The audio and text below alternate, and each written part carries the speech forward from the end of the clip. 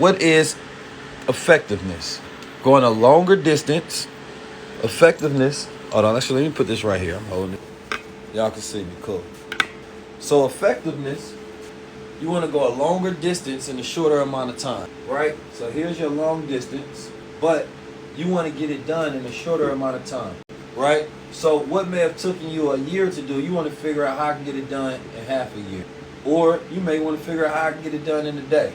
So I gave a breakdown earlier that it used to take me a year to do 100K, right?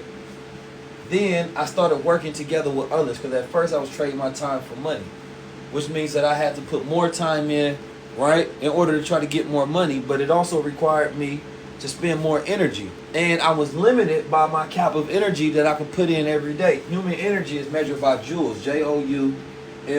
Human energy is measured by joules, right? Now, back in the day, a person would have a horse or something, right? They'd work a farm. This is how slavery started, matter of fact. Back in the day, the white man had come to America because he's seen great opportunities. He said, well, if I can go out there, I can get me some farmland, but somebody needs to work that land in order for me to get into the industries of cotton and things of that nature. Now, if what I do it, then me and my family go be working. So, right, this was me and my family, right? We was able to do from $100,000 year to 100K month. Because I wasn't just doing it by myself. They realized, okay, the more cotton that they pick, the more that they able to do. You got the kids working for you, your wife working for you. Then he said, wait a minute. I can go get slaves. I can get more bodies because they can put in more work, which equals more energy. You understand me? They putting in more energy. Energy is force times distance. So the more force that we put in, the greater distance that it can go. So now that they get these slaves, now what it would have taken them as a family, let's say of 3, a year to do, with slaves they can have a greater amount of harvest. So they seen it as their opportunity to say, no, let me go ahead and get me a manpower is what they called it, right? You got horsepower, you got manpower, right? But horsepower, HP, manpower, was replaced by what? You understand me? A whole new technological revolution such as the railroads. You understand me? The railroads came in with the steam engines and the coals, and it revolutionized the whole industry. So the formula changed for effectiveness now. So now we utilizing the railroads. The first market crash happened because white men was trying to monopolize the railroads. You understand me? They wanted to take over a whole industry because they realized that if we control this, then we control the world.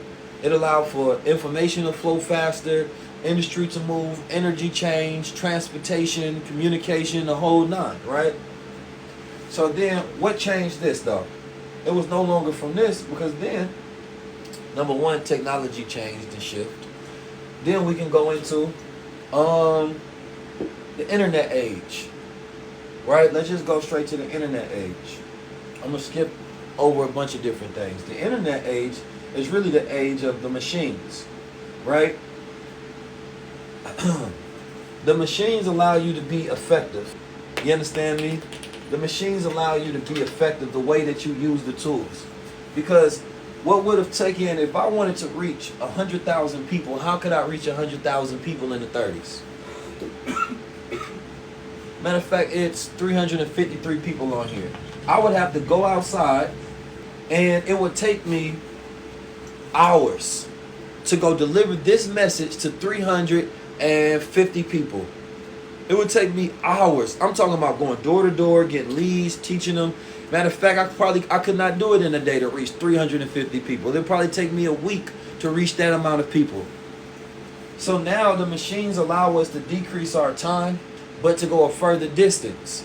And the machines give us access. Access is the new wealth. Why is access the wealth, kids? Because the men that started to control the industries, they had all of the manpower, which means that they controlled the industries, which means that they controlled the workforce. When you needed a job, you had to go to the person that had the industries. So they became the rulers, right? So now I'm getting out, I got access. If we look at the billionaires in the world, it was what the tech guys, the guys who own social media, the guy, Bill Gates, that was the richest man in the world for a long time. What did he do? He had Microsoft. You understand me? The computer age. right? But when the average person got access to a computer and the internet age came, now I can blast a message out to 100,000 people that used to, only the man who had a message, he had 10 workers, they go out there for a day, you understand me, and they'll go reach about 350 people. If I tried to do it by myself, it would take me a week.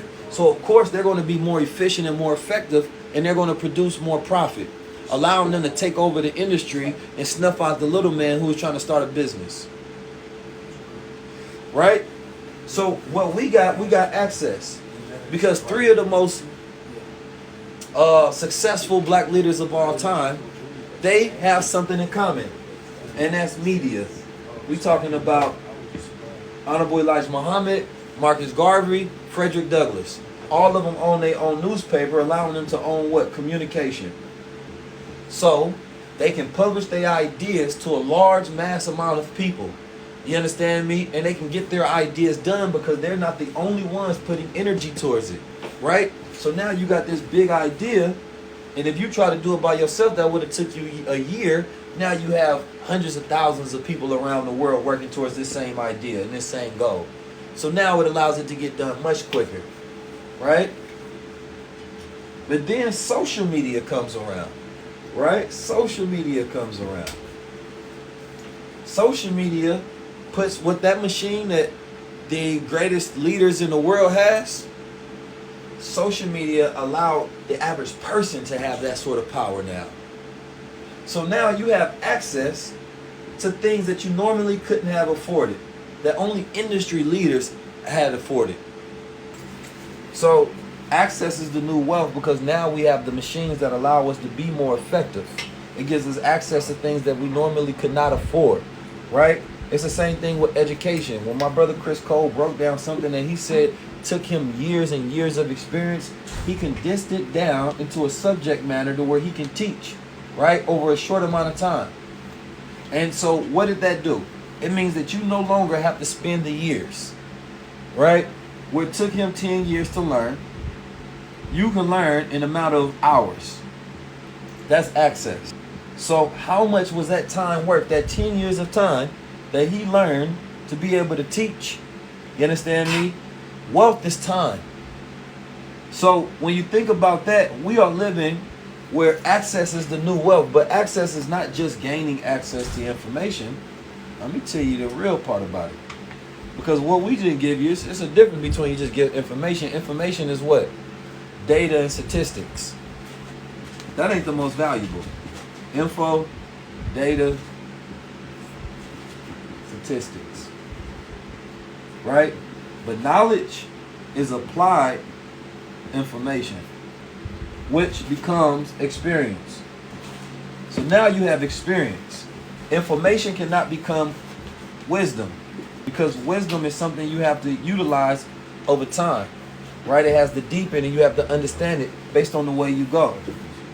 But the part that's the most important here is smart, because anybody can be in the market. Somebody can be in the market and not be good at it, right? But somebody that's successful, they're going to teach you all of the shortcuts, the best way to apply the info based on their experience.